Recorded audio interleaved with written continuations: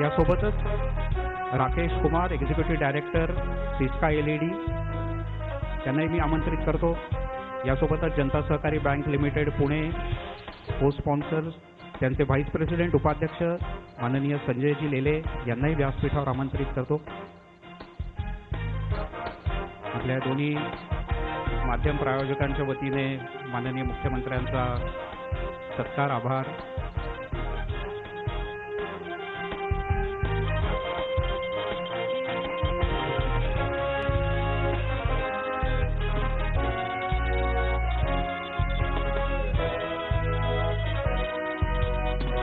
खूप खूप धन्यवाद.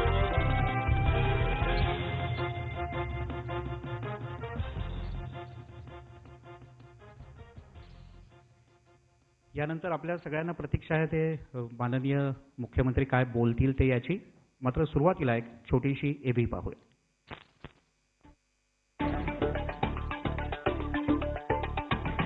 गेल्या 2 वर्षात मुख्यमंत्र्यांसमोर जी आव्हानं होती त्या यादीत नवी आव्हानं, नव्या प्रश्नांची भरच पडली आहे. मराठा मूकमोर्चा, गृहमंत्रालयाचा ताण, वाढती गुन्हेगारी, शेतीचे प्रश्न, अच्छे दिनची गळ्यात अडकलेली हड्डी यांचा सामना करण्यात मुख्यमंत्र्यांचा काही वेळ गेला.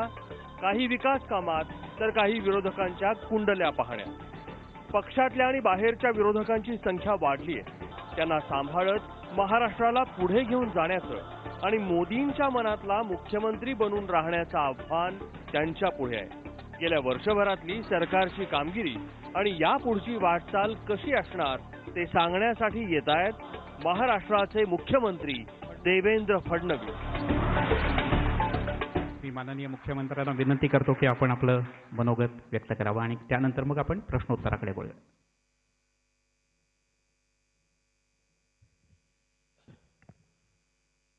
नमस्कार. मी सर्वप्रथम ABP माझाचे आभार मानतो की माझा महाराष्ट्र माझं विजन या कार्यक्रमामध्ये आपण मला निमंत्रित केलं. आणि मगाशी जसं सांगितलं की मी शांत आहे पण कधी कधी आक्रमक असतो, तर फक्त एकच मला त्यात पुस्ती एवढीच जोडायची आहे की माझ्याकडे हेल्मेट घालून यायची आवश्यकता नाही आहे. खरं म्हणजे एक गोष्ट मला अतिशय नम्रपणे या ठिकाणी सांगायची आहे. मी मुख्यमंत्री बनायच्या आधी या कार्यक्रमात आलोय, मुख्यमंत्री बनल्यानंतर या कार्यक्रमात आलोय. आज आता ज्यावेळेस 2 वर्ष पूर्ण होतील तेव्हा पुन्हा या कार्यक्रमात आलोय. आणि माझी आपल्याला विनंती आहे, मुख्यमंत्री व्हायच्या आधी जे विजन मांडलं होतं, मुख्यमंत्री झाल्यानंतर जे विजन मांडलं होतं, 1 वर्ष पूर्ण झालं तेव्हा जे विजन मांडलं होतं आणि आज जे विजन मी मांडतोय, हे यात कुठलाही तुम्हाला भेद दिसणार नाही. जे बोललो होतो त्याच मार्गानं आज सरकार चाललेलं आहे. म्हणजे केवळ विरोधी पक्षात असताना बोलायचं आणि सरकारमध्ये आल्यानंतर मात्र तसं वागायचं नाही असं कुठेही आपल्याला दिसणार नाही. तर माझा दावा असा आहे की मी निवडणुकीच्या आधी एक विजन डॉक्युमेंट visionmaharashtra.in यावर मी सर्वांना उपलब्ध करून दिलं होतं. आजही आपण जर बघितलं तर निश्चितपणे त्याच विजनने महाराष्ट्र आम्ही चालवतो आहोत. आणि मला विश्वास आहे की ज्या वेळेस 5व्या वर्षी तुम्ही मला बोलवाल त्यावेळी जे विजन मांडलेलं आहे ते तुम्हाला प्रत्यक्षात उतरलेलं दिसेल आणि महाराष्ट्र हा बदललेला दिसेल. खरं म्हणजे महाराष्ट्रामध्ये आमचं सरकार आल्यानंतर 2 वर्ष दुष्काळाशी सामना करण्यात आम्हाला जास्तीत जास्त शक्ती खर्च करावी लागली. 4 वर्षाचा दुष्काळ आणि आपण समजू शकता की 3रं वर्ष 4थं वर्ष हे शेतकऱ्यांकरता किती अडचणीचं असेल. पहिल्या वर्षी शेतकरी निभवून नेतो, दुसऱ्या वर्षी आशेवर तो जगतो, पण 3ऱ्या आणि 4थ्या वर्षी मात्र अतिशय अडचणीचा त्याला सामना करावा लागतो. पण तशाही परिस्थितीमध्ये सरकार शेतकऱ्याच्या पाठीशी पूर्णपणे उभं राहिलं आणि या महाराष्ट्रामध्ये एक मोठं परिवर्तन करण्याचा प्रयत्न आम्ही केला. विशेषतः आपल्याला माहिती आहे की आमच्या शेतकऱ्यासमोरची सगळ्यात महत्त्वाची जर समस्या काही असेल तर 82% शेती कोरडवाहूची, सगळी निसर्गावर अवलंबून असलेली आणि निसर्गाने दगा दिला की शेतकऱ्याला अत्यंत अडचणींचा सामना करावा लागतो. आणि म्हणून अतिशय महत्त्वाकांक्षी कार्यक्रम मी हातामध्ये घेतला की ज्या कार्यक्रमाच्या अंतर्गत दुष्काळमुक्त महाराष्ट्र, जलसंधारणाच्या माध्यमातून महाराष्ट्रातल्या दुष्काळावर मात करायचा प्रयत्न आम्ही सुरू केला. आणि मला आनंद वाटतो की अनेक सामाजिक कार्यकर्ते असतील, अण्णा हजारेजी असतील, पोपटराव पवार असतील, सुरेश खानापूरकर असतील, डॉक्टर पोळ असतील, राजेंद्र सिंगजी असतील, अशा अनेक लोकांनी या ठिकाणी आम्हाला त्याच्यामध्ये मदत केली आणि समाजाने एक चळवळ उभारली. आणि त्या चळवळीतनं जलयुक्त शिवार हा कार्यक्रम आम्ही हातामध्ये घेतला. 5 वर्षामध्ये 20,000 गावं दुष्काळमुक्त करायची असा निर्धार केला. आज मला सांगताना आनंद वाटतोय की जवळजवळ 4,600 गावं आम्ही दुष्काळमुक्त करून चुकलो आहोत. आता अजून 5,000 गावं दुष्काळमुक्तीकडे चालली आहेत. आणि मला विश्वास आहे की 5 वर्ष जेव्हा आमची पूर्ण होतील त्यावेळेस 20,000 गावं अशी असतील जी जलस्वयंपूर्ण असतील. आणि पाण्याच्या संदर्भातली ही जी काही क्रांती आहे ही लोकचळवळीत रूपांतरित झाली. जलयुक्त शिवार ही जनतेची योजना झाली आणि जनता ज्यावेळेस मैदानात उतरते त्यावेळेस ती काय परिवर्तन करू शकते. आणि मला आनंद आहे, सेलिब्रिटीज असतील, नाना पाटेकर असतील किंवा मकरंद अनासपुरे असतील, आमिर खान असतील, या सेलिब्रिटीजने देखील एक मोठं कम्युनिकेशनचं काम केलं आणि त्या माध्यमातून खूप मोठ्या प्रमाणात आम्हाला त्याचा फायदा मिळाला. आणि विशेषतः मी माध्यमांचे आभार मानेन. अनेक वेळा माध्यमांचा आमच्यामध्ये एक दरी असते आणि आम्हाला असं वाटत असतं की माध्यमं आपला टार्गेट करतात, माध्यमं आपल्या विरोधात बातम्या देतात. काहींची त्यांची बाजू खरी असते, काहींची आमची बाजू खरी असते. पण हा एक कार्यक्रम असा आहे की जो कार्यक्रम माध्यमांनी अक्षरशः लोकांपर्यंत पोहोचवला. मी एबीपीचं देखील आभार मानेन. एबीपीने देखील याच्यामध्ये खूप महत्त्वाची भूमिका या ठिकाणी एबीपी माझानी या कार्यक्रमाच्या अंतर्गत केली. आणि त्यामुळे एका लोकचळवळीतनं पाण्याचा जे साठे आपण तयार करू शकलो आणि एक नवीन चळवळ आपण महाराष्ट्रात तयार करू शकलो. आज आपण बघितलं की यावर्षी पाऊस चांगला पडला पण तरी देखील स्ट्रेस तयार झाला. जवळजवळ मध्ये पुन्हा 30 दिवस पावसाने दडी मारली होती. आणि नेमकं अशा परिस्थितीमध्ये शेतकऱ्यांची अडचण अशी असते की पाऊस चांगला झाला, ॲव्हरेज रेनफॉल पाऊस हा 100%च्या वर, पण 30 दिवसाची दडी मारल्यामुळे शेतकऱ्याच्या पिकांचं नुकसान होतं, स्ट्रेस तयार होतो, पिकाची वाढ कमी होते, अनेक वेळा ती जळतात. पण यावेळी हा स्ट्रेस तयार झाला असताना जलयुक्त शिवारच्या कामांमुळे जे पाणी उपलब्ध होतं त्या पाण्याचा उपयोग हा शेतकरी करू शकले आणि त्यातनं मोठ्या प्रमाणात आपण शेती वाचवू शकलो. आणि म्हणून शेतीच्या क्षेत्रामध्ये गुंतवणूक हे मी पहिल्या दिवशीपासून सांगतोय की आम्ही रिलीफ अँड रिहॅबिलिटेशनकडनं गुंतवणुकीकडे शेती नेली पाहिजे. मला सांगताना आनंद वाटतो की मोठ्या प्रमाणात ही गुंतवणूक आम्ही वाढवली आहे. मागेल त्याला शेततळ असेल, विहिरी असतील. आज विहिरींची संख्या इतक्या मोठ्या प्रमाणात आम्ही तयार करतो आणि हे सायंटिफिक आहे. जिथे वॉटर टेबल कमी आहे त्या ठिकाणी आम्ही वॉटर कन्झर्वेशनची शेततळी तयार करतो आहोत. ज्या ठिकाणी वॉटर टेबल चांगला आहे, जिथे जीएसडीए म्हणते की ते उपसा झालेला नाही आहे, तिथे वैयक्तिक विहिरी आम्ही तयार करतो आहोत. आणि यातनं एक शाश्वत सिंचनाची व्यवस्था, मोठी धरणं तर होत राहतील, ती आम्हाला आवश्यक आहे. स्टोरेज आम्हाला हवं आहे कारण इंडस्ट्रीला पाणी हवं आहे, शहरांना पाणी हवं आहे. पण शेतकऱ्यांच्या जीवनात जर परिवर्तन करायचं असेल तर आपल्याला विकेंद्रित व्यवस्था उभी करावी लागेल. ती व्यवस्था आज उभं करण्याचं काम हे सरकारच्या वतीनं अत्यंत चांगल्या प्रकारे आम्ही केलं आहे. यासोबत अनेक योजना आहेत. म्हणजे मला या ठिकाणी सांगितलं पाहिजे की शेतकऱ्यांना विम्याचं कवच आम्ही दिलं आणि माननीय पंतप्रधानांनी प्रधानमंत्री फसल बीमा योजना आणली. त्याचा परिणाम किती आहे तर यापूर्वी साधारणपणे आपण जर बघितलं तर इतक्या म्हणजे 15-16 लाख शेतकरी हे केवळ विम्याचं कवच घेत होते. मागच्या दुष्काळामध्ये 76 लाख शेतकऱ्यांना आम्ही विम्याची मदत केली आहे. इतक्या मोठ्या प्रमाणात शेतकऱ्यांचा सहभाग हा विम्यामध्ये राज्य सरकारने करून घेतला. आजही ज्यावेळी मराठवाड्यामध्ये काही भागात अतिवृष्टी झाली आणि आम्ही त्याचा आढावा घेतला, 78% शेतकऱ्यांनी विम्याचं कवच घेतलेलं आहे.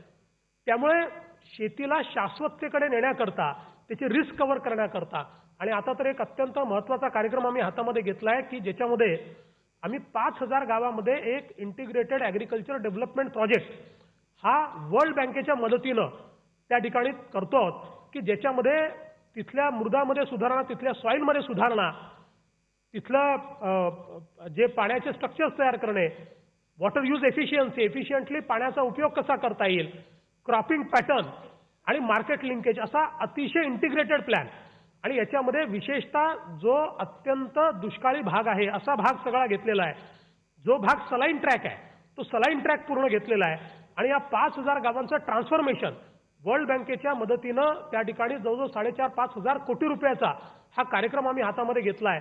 आणि मला विश्वास आहे की हा कार्यक्रम यशस्वी झाला तर आम्ही महाराष्ट्रातल्या शेतीला एक वेगळा आयाम त्या ठिकाणी देऊ. मोठ्या प्रमाणात आता प्रयत्न आम्ही सुरू केला आहे की हा जो काही आमचा ऊसाचा सगळा भाग आहे या ऊसाच्या भागामध्ये ड्रिप इरिगेशनला आम्ही त्या ठिकाणी त्याचा फायदा दिला पाहिजे. आणि आता सगळ्या कारखान्यांना आम्ही सांगितलं की पुढच्या 3 वर्षामध्ये जो काही ऊस तुम्ही खरेदी कराल तो ड्रिपवरचाच असला पाहिजे. कारण इतक्या मोठ्या प्रमाणात आम्ही ऊसाकरता आमचं पाणी देतो की त्यातनं मोठा स्ट्रेस तयार होतो. आणि त्या संदर्भातली योजना आम्ही तयार केली. मला विश्वास आहे की पुढच्या 3 वर्षामध्ये म्हणजे आपण आतापर्यंत जे काही ड्रिपचं जाळं आपल्या राज्यामध्ये उभारलेलं आहे ते 2 लाख हेक्टरचं उभारलेलं आहे. पुढच्या 3 वर्षामध्ये त्याच्यामध्ये 6 लाख हेक्टरची भर ही टाकायचं आम्ही ठरवलेलं आहे.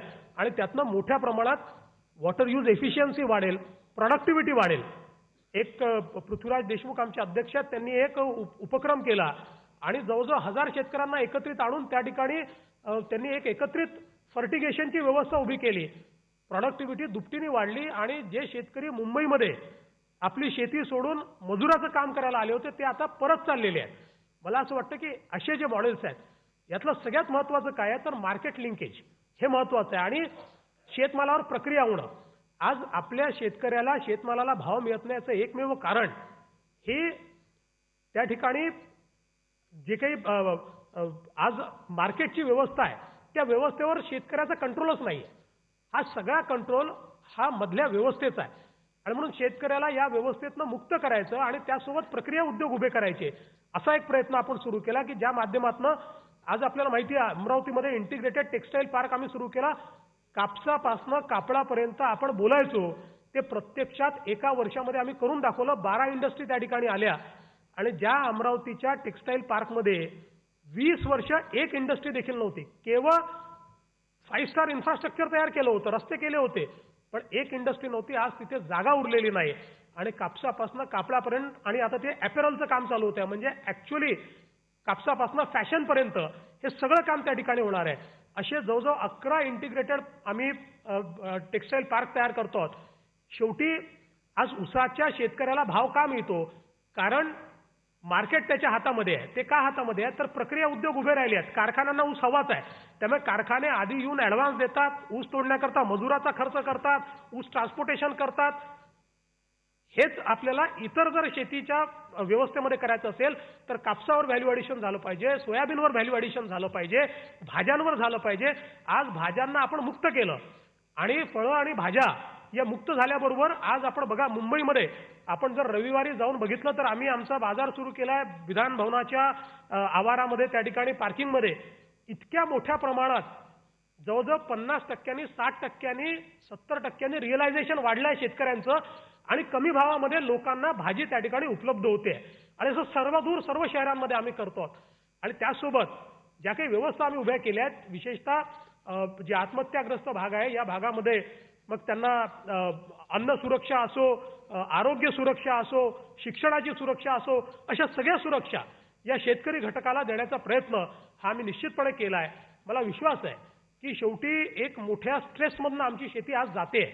आमचा ग्रोथ रेट शेतीचा हा गेले अनेक वर्ष निगेटिव्ह आहे. मला विश्वास आहे की यावर्षी तो पॉझिटिव्ह होईल आणि हळूहळू जसं जसं हे गुंतवणूक आमची वाढत जाईल तशी तशी शेती सस्टेनेबल होईल आणि महाराष्ट्रातल्या शेतकऱ्याच्या जीवनामध्ये निश्चितपणे एक परिवर्तन झालेलं आपल्याला दिसेल. त्यासोबत आमचा प्रयत्न आहे की आज आमचा जो सगळा ग्रामीण भाग आहे या ग्रामीण भागामध्ये कम्युनिकेशन पोहोचलं पाहिजे. आपल्याला माहिती आहे की 20व्या शतकामध्ये माननीय अटल बिहारी वाजपेयीजी यांनी प्रधानमंत्री ग्राम सडक योजना आणली आणि त्यांनी सांगितलं की गावापर्यंत रस्ते पोहोचले पाहिजे. आणि त्यावेळेस ते असं म्हणाले की गावाला ज्यावेळेस रस्ता जातो त्या रस्त्याच्या माध्यमातून गावामध्ये आरोग्य सेवा जाते, त्या रस्त्याच्या माध्यमातून गावामध्ये शिक्षण जातं, त्या रस्त्याने गावातल्या वस्तू, दूध असेल, फळं असतील, भाजीपाला असेल, तो शहरात येतो, त्यातनं एक अर्थव्यवस्थेचं चक्र फिरतं आणि त्यामुळे एक रस्ता हा गावाच्या विकासाचा आणि आर्थिक विकासाचा स्रोत बनतो. 21व्या शतकामध्ये आता त्याची डेफिनेशन थोडी बदलली आहे. आता केवळ भौतिक रस्ता नाही, आता केवळ रोड नाही, तर आता कम्युनिकेशन रोड, कम्युनिकेशन वे हा पोचल्याने गावामध्ये प्रगती होणार आहे, समृद्धी होणार आहे. आणि म्हणून आमचा प्रयत्न आहे की आम्ही आज नागपूर जिल्हा हा पूर्ण डिजिटल केला. तिथल्या 777 ग्रामपंचायतीपर्यंत आम्ही पूर्णपणे फायबर ऑप्टिक पोहोचवली आणि 2018 पर्यंत सगळ्या गावापर्यंत आम्ही फायबर ऑप्टिक पोहोचवणार आहोत. त्याचा परिणाम काय आहे? त्याचा परिणाम असा आहे, मी आपल्याला सांगतो की परवा सिस्कोचे CEO आले होते आणि इथल्या एका हॉटेलमध्ये बसून त्यांनी 800 किलोमीटर दूर एका शाळेतल्या मुलांशी संवाद साधला आणि त्यावेळी त्या ग्रामपंचायतीतल्या, जिल्हा परिषदेतल्या शाळेतल्या मुलाचं ज्ञान पाहून त्यांनाही आश्चर्य वाटलं.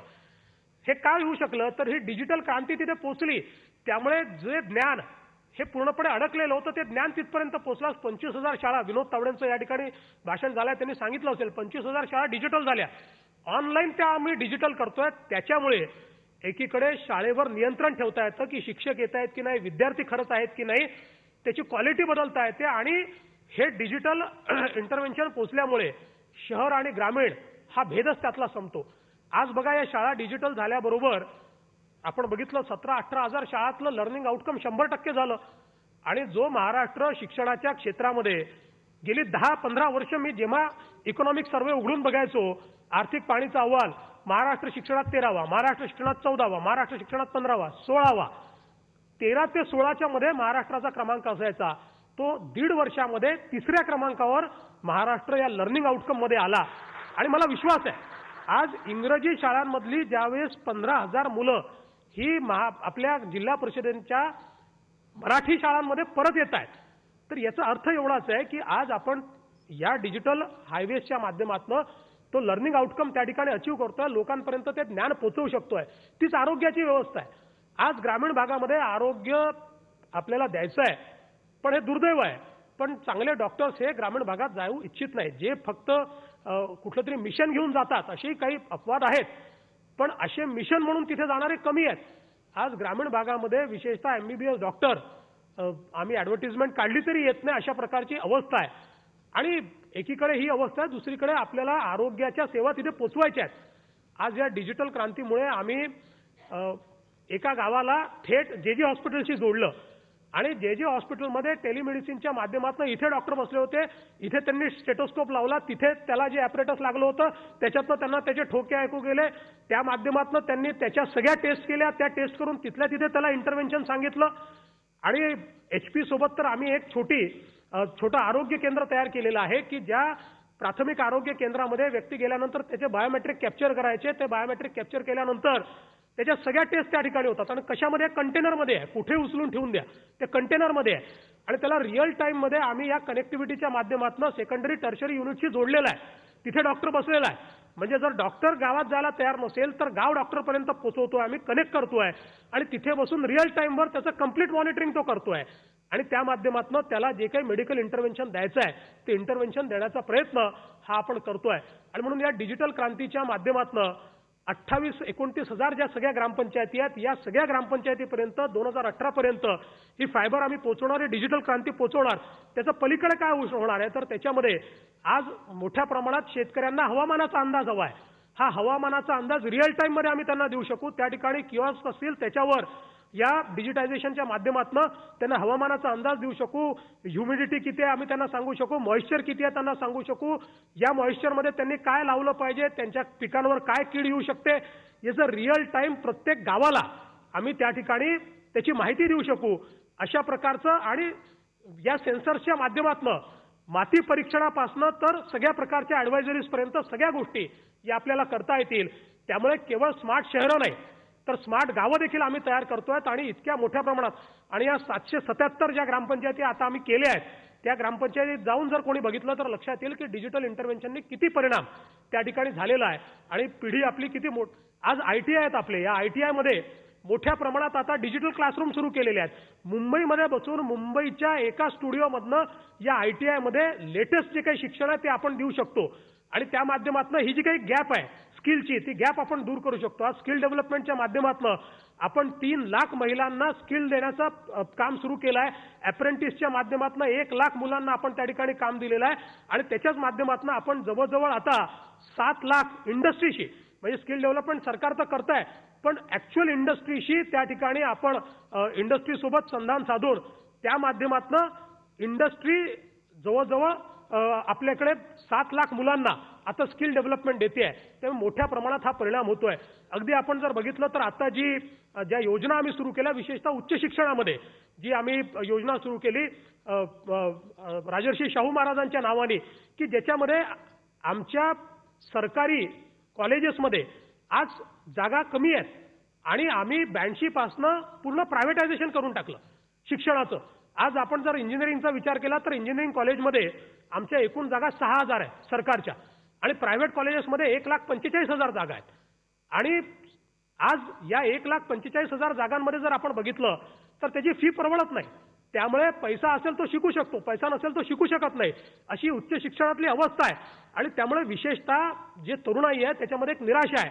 आज या योजनेच्या माध्यमातून एकीकडे आपण गुणवत्ता इन्शुअर केली कारण आपण सांगितलं की ॲक्रेडिटेशन 2 वर्षात त्यांना घ्यावं लागेल.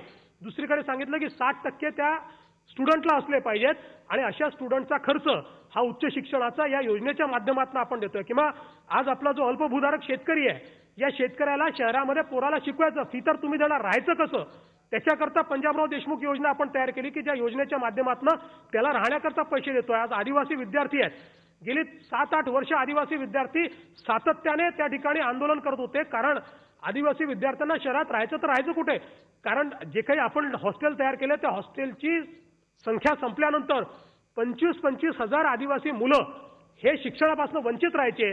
आज त्या सगळ्यांना आपण त्या ठिकाणी योजना उपलब्ध करून दिली की ज्यातनं त्याचा राहण्याचा खर्च खाण्याचा खर्च साहित्याचा खर्च हा सगळा आपण देतो. आणि ही जी 20-25 हजार मुलं जी आंदोलनाला बसली होती दरवर्षी ते आंदोलन करतात. आज त्यांचा प्रश्न हा राज्य सरकारने सोडवला. एवढंच नाही तर आज एकीकडे आश्रमशाळांचं सबलीकरण झालं पाहिजे आता प्रयत्न आहेत पण आमचं म्हणणं आहे की आदिवासी मुलांनी केवळ आदिवासी शाळांमध्येच का शिकावं त्यांनी जनरल शाळांमध्ये चांगल्या शाळांमध्ये का शिकू नये. आणि म्हणून आम्ही निर्णय केला की नामांकित शाळांमध्ये आदिवासी मुलांना शिकवायचा आणि त्याचा खर्च राज्य सरकारने करायचा. आणि त्या माध्यमातून आज 25,000 मुलं मागच्या वर्षी 25,000 मुलं या वर्षी राज्यातल्या नामांकित शाळांमध्ये आपण आदिवासी त्या ठिकाणी भरती केले आणि त्याचा परिणाम आपल्याला दिसतोय. किंवा आज पोषण आहाराच्या संदर्भात अनेक गोष्टी चाललेल्या आहेत पण त्याच्यामध्ये मला हे सांगितलं पाहिजे की आम्ही सेंट्रलाइज किचन आश्रमशाळांकरता सुरू केलं. एक नाशिक जिल्ह्यात चालू केलं, दुसरं पालघरमध्ये चालू केलं आणि या किचनचा उपयोग असा झाला की 25-25 हजार मुलांना त्या सेंट्रलाइज किचनमधनं आम्ही आश्रमशाळातल्या मुलांना त्या ठिकाणी जेवण देतोय. चांगलं जेवण मिळाल्याबरोबर त्यांचे फिजिकल पॅरामीटर्स बदलले आहेत, त्यांचं लर्निंग आउटकम बदलत आहे. आणि म्हणून वेगवेगळे जे क्षेत्र आहेत समाजाचे त्याच्यामध्ये मोठं परिवर्तन आज इन्फ्रास्ट्रक्चरमध्ये राज्य सरकार प्रचंड मोठं काम करत आहे. अगदी Nagpur Mumbai communication super expressway जो आम्ही तयार करणार आहोत हा कम्युनिकेशन सुपर एक्सप्रेसवे नाही आहे, ही महाराष्ट्राच्या समृद्धीचा कॉरिडॉर आहे. महाराष्ट्रातली 24 जिल्हे हे आम्ही मुंबईशी इंटिग्रेट करतोय आणि या 24 जिल्ह्यातनं सगळ्यात दूर नागपूर समजा नागपूरपासून मुंबईला पोहोचायला 8 तास लागतील. इतर सगळ्या जिल्ह्यातनं 8 तासापेक्षा कमी वेळामध्ये आपण मुंबईपर्यंत पोहोचू. आणि मुंबईचं JNPT जे आहे हे JNPT 60% कंटेनर ट्रॅफिक आज त्या ठिकाणी हँडल करतं आणि या JNPTचा उपयोग हा मुंबईला पुण्याला थोडा बहुत नाशिकला झाला, अगदी क्वचित औरंगाबादला झाला. त्यामुळे आपली इंडस्ट्री केवळ तिथे गेली आणि कृषीवर आधारित तर आपण व्हॅल्यू ॲडिशन करू शकलो नाही कारण एक्सपोर्ट पोटेन्शियलच नाही. पण हा समृद्धी कॉरिडॉर झाल्याबरोबर कंटेनर कुठूनही महाराष्ट्रातनं 24 जिल्ह्यातनं 16 ते 20 तासामध्ये हा कंटेनर JNPTवर पोहोचू शकणार आहे. त्यामुळे आता कुठल्याही इंडस्ट्रीला जगातल्या निवेशकांना कुठेही आपली इंडस्ट्री महाराष्ट्रामध्ये लावणं हे सोपं होणार आहे. आणि या कम्युनिकेशन हायवेच्या माध्यमातून मोठ्या प्रमाणात म्हणजे मी हा जर दावा केला तर तो चुकीचा होणार नाही, हा कम्युनिकेशन हायवे महाराष्ट्राला इतर राज्यांपेक्षा 20 वर्ष पुढे नेणार आहे. शहरातलं इन्फ्रास्ट्रक्चर मोठ्या प्रमाणात आम्ही तयार करतो. मेट्रोचं या मुंबईमध्ये मला सांगितलं पाहिजे की जे जाळं आम्ही तयार केलेलं आहे खरं आपण सरकारमधला 2 सरकारमधली जर तुलना केली तर ती आपल्या लक्षात येईल की 8 वर्षामध्ये 10 किलोमीटर मेट्रो आणि आम्ही 2 वर्षामध्ये 172 किलोमीटर मेट्रोचे मंजुरी देऊन त्यातल्या जवळजवळ आता 100 किलोमीटरची कामं सुरू केलेली आहेत आणि इतर कामं देखील आम्ही सुरू करणार आहोत. आणि मला विश्वास आहे की 2020 सालापर्यंत आपल्याला या मुंबईमध्ये कुठूनही कुठेही पब्लिक ट्रान्सपोर्टने जाता येईल. पब्लिक ट्रान्सपोर्टचं आम्ही इंटिग्रेशन करतोय. एकीकडे मेट्रोचं जाळं, आपल्याला माहिती आहे सबर्बन रेल्वे आपण तयार केली. आज 70 लाख लोकांना सबर्बन रेल्वे आपल्या लोकांना त्या ठिकाणी प्रवाशांना एक सोय झाली. आता जे मेट्रोचं नेटवर्क आपण तयार करतोय ते 80 लाख लोकांकरता करतोय. म्हणजे 70 लाख हे आणि 80 लाखाकरता ते. आणि मेट्रोचा फायदा असा असतो ते फास्ट असतं, त्याचा टर्नअराउंड टाइम कमी असतो, स्टेशनमधली जी काही दुरी असते ती लांबी ही कमी असते. त्यामुळे एंड टू एंड सोल्युशन आपल्याला मिळतं. आणि हे सगळं करत असताना ट्रान्सपोर्टेशनचं इंटिग्रेशन आम्ही करतो की ज्या इंटिग्रेशनच्या माध्यमातून मुंबईमध्ये मेट्रो, मोनो, सबर्बन रेल्वे आणि बेस्ट या सगळ्यांमध्ये एकच तिकीट चालेल. एका तिकिटावर आपल्याला प्रवास करता येईल. आणि या माध्यमातून मोठ्या प्रमाणात आपल्याला end to end solution. Public transport लोक केव्हा वापरतात? तुम्ही उभे आहे तिथे जर तुम्हाला तुमच्या मोबाईलवर माहिती मिळाली की तुम्हाला जिथे जायचं आहे, एक मोबाईलवर तुम्ही त्या ठिकाणी टच केल्याबरोबर मोबाईलने सांगितलं पाहिजे की इथे जा, इथे मेट्रोचं स्टेशन आहे, तिथे बसला की तिथनं या स्टेशनला उतर, इथे मोनोचं स्टेशन आहे तिथनं उतर, इथे बेस्टची बस तुझ्या घरापर्यंत जाते. तर तो 100% एंड टू एंड हे सोल्युशन वापरेल. कारण ट्रॅफिकचा प्रॉब्लेम त्यातनं सॉल्व्ह होईल, त्याच्या जाण्याची जो काही वेग आहे तो वाढेल. एका तासामध्ये मुंबईच्या कुठल्याही भागातनं कुठल्याही भागामध्ये MMR सहित आपल्याला पोहोचता आलं पाहिजे. किंवा अगदी ट्रान्स हार्बर लिंक हा प्रोजेक्ट गेली 20 वर्ष आपण ऐकतोय. 20 वर्ष त्याचे चित्र कितीतरी वेळा आपण वाहिन्यांवर पाहिले, पेपरमध्ये बघितले, कधी ती पूर्ण झाली नाही. आज ही 18,000 कोटीची ट्रान्स हार्बर लिंक, त्याच्या सगळ्या मान्यता घेतल्या, त्याचं टेंडर काढलं आणि मला विश्वास आहे की पुढच्या 3 महिन्यामध्ये ट्रान्स हार्बर लिंकचं आम्ही या ठिकाणी काम सुरू करू. आणि मुंबई आणि नवी मुंबई हे 22 किलोमीटरनी जोडल्या गेल्यामुळे आज मुंबईचं कंजेशन जे आहे ते आपल्याला संपवता येईल. आणि ज्याप्रमाणे आपण बघितलं की मोठी मोठी जी कोस्टल शहरं आहेत ही शहरं हिंटरलँडची जोडल्यानंतर एक मोठा एरिया ओपन अप होतो, त्यातनं हाऊसिंगचा प्रश्न सुटतो, अफोर्डेबल हाऊसिंग आपल्याला तयार करता येतं. आणि त्यामुळे तो विषय असेल किंवा मुंबईतले अनेक आज CCTVचा मुंबईचा जो सर्व्हिलन्सचा आपण काम या ठिकाणी केलं, 26/11च्या अंमल्यानंतर CCTV मुंबईत लावायचे असं ठरलं, पण ते लागू शकले नाहीत. आमचं सरकार आल्यानंतर एका वर्षामध्ये संपूर्ण मुंबई CCTV सर्व्हिलन्स खाली आम्ही आणली. नुसती ती आणली नाही, आज त्याची कमांड अँड कंट्रोल सिस्टीम आहे. आपल्याला ट्रॅफिक मॅनेजमेंट त्यातनं करता येतं. आता आमच्या ट्रॅफिक कॉप्सला लोकांना थांबवून त्या ठिकाणी चालान करण्याची आवश्यकता नाही आहे. आमचे ANPR कॅमेराज आहेत, ऑटोमॅटिक नंबर प्लेट रिडिंग हे त्याच्यामध्ये आहे. कोणीही त्या ठिकाणी सिग्नल तोडला की थेट तो कॅमेरा त्याचा फोटो काढतो, त्याचं RTOच्या रेकॉर्डशी संलग्न केलेलं आहे, त्यातनं ऑटोमॅटिक चालान जनरेट होतं. म्हणजे त्या ठिकाणी जो सिग्नल तोडणार आहे तो घरी पोचायच्या आत आम्ही त्याला नोटीस देतो, त्याला चालान देतो आणि त्याला सांगतो की बाबा हे चालणार नाही. आणि या माध्यमातनं ट्रॅफिक जो काही आहे त्याचं मॅनेजमेंट असेल. आणि सोबत या सर्व्हिलन्स सिस्टीमच्या माध्यमातून मोठ्या प्रमाणात एक मुंबईवर आपल्याला आज नजर ठेवता येते. कारण मुंबई ही आर्थिक राजधानी आहे, वल्नरेबल शहर आहे. पण केवळ मुंबईपुरतं नाही, नागपूरची मेट्रो असेल, पुण्याची मेट्रो असेल.